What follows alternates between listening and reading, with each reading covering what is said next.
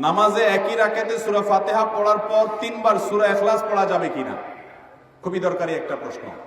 সূরা ইখলাস কোরআনের এমন একটা সূরা, যেই সূরা শুধুমাত্র আমাদের আল্লাহর কথা বলা আছে। এই সূরাতে অন্য কোনো সাবজেক্ট নাই। এই সূরা শুধু কার আলোচনা আছে?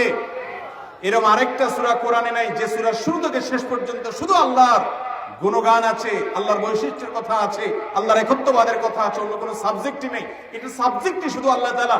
এই জন্য এক সাহাবী এই সূরাকে খুব ভালোবাসতেন। তিনি মানুষের ইমামতি করতে গিয়ে সূরা ফাতিহার পরে অন্য যা পড়েন না পড়েন সাথে সূরা ইখলাস অবশ্যই পড়তেন। দুইজন সাহাবীর জীবনে এরকম ঘটনা পাওয়া যায়।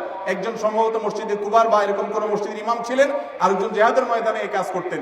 সাহাবীরা এসে বলছেন, ইয়া রাসূলুল্লাহ, উনি নামাজ পড়ালে অনেক লম্বা সময় ধরে সালাত আদায় করে, আমাদের কষ্ট হয়ে যায়। নবীজি ডেকে বলছেন, তুমি কেন এই কাজ করো? বললেন, ইয়া রাসূলুল্লাহ, সূরা ইখলাস, এখানে আমাদের রবের কথা বলা হয়েছে, আমার রবের পরিচয়ের উল্লেখ দেওয়া হয়েছে। এটার নামই সূরা ইখলাস, তাওহীদকে খালেজ করার সূরা, শিরক মুক্তির সূরা, আমার রবের গুণের সূরা। এখানে অন্য কারোর ইস্যু নাই, শুধু আমার আল্লাহর কথা বলা আছে। এই জন্য সূরার মর্মটা, এর অর্থটা আমাকে খুব স্পর্শ করে, আমার খুব ভালো লাগে। এই জন্য সূরা ফাতিহার পরে অন্য যা পড়ি না পড়ি, অতিরিক্ত সূরা হিসাবে, সূরা মিলানোর অংশ হিসাবে সূরা ফাতিহাটা আমি অবশ্যই পড়ি। নবী করিম সাল্লাল্লাহু আলাইহি সাল্লাম বলেছেন, এই সূরার ভালোবাসায় তোমাকে জান্নাতে নিয়ে যাবে। এই জন্য ভাই দেখবেন, সকাল সন্ধ্যায় সূরা ইখলাস, সূরা ফালাক, সূরা নাস 3 বার, সকাল সন্ধ্যার পাশাপাশি 5 ওয়াক্ত সালাতের পরে একবার, রাতের শোয়ার সময় আবার 3 বার, মানে সূরা ইখলাস এতবার পড়ার আল্লাহ তাআলা ওজিফা করে দিয়েছেন। আমরাও সূরা ফাতিহা সবচেয়ে বেশি পছন্দ করি। এই মজলিসে যত লোক আছেন, আমার বিশ্বাস বেশিরভাগ মানুষ সূরা ইখলাসকে মহব্বত করেন, তবে সেটা ওই সাহাবীর মহব্বত করে না, নামাজ শর্ট করার জন্য। ঠিক না? অনেকে আছে দেখা যায় সূরা ইখলাস ছাড়া কিছু পড়ে না। কারণ কি? আয়তনে নামাজটা তাড়াতাড়ি শেষ করার জন্য।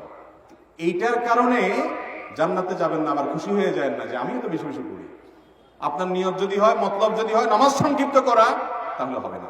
এই জন্য ভাইরা আমার, সূরা ইখলাসটা নামাজের মধ্যে কেউ যদি পড়েন, বিভিন্ন রাকাতে সূরার মর্ম উপলব্ধি করে তিনি ইনশাআল্লাহ সওয়াব পাবেন। এই সূরার তাফসীর জানবেন। একদিন ইনশাআল্লাহ কোন একটা প্রোগ্রামে কোন আলেম থেকে সূরা ইখলাসের তাফসীরের উপর 1 ঘন্টা আধা ঘন্টা ওয়াজ শুনবেন, খুব গুরুত্বপূর্ণ।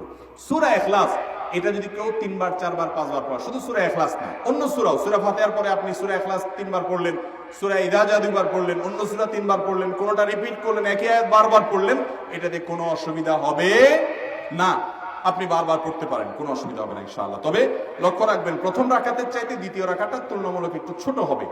হ্যাঁ, আয়তনে পরিমাণে একটু ছোট হবে, এটাই সুন্নাহ। নবী করিম সাল্লাল্লাহু আলাইহি ওয়াসাল্লাম প্রথম রাকাত যদি 2 মিনিট ধরে পড়তেন, দ্বিতীয় রাকাত 1.5 মিনিট, অর্থাৎ একটু কমায়া পড়তেন, এটাই তার সুন্নাহ ছিল।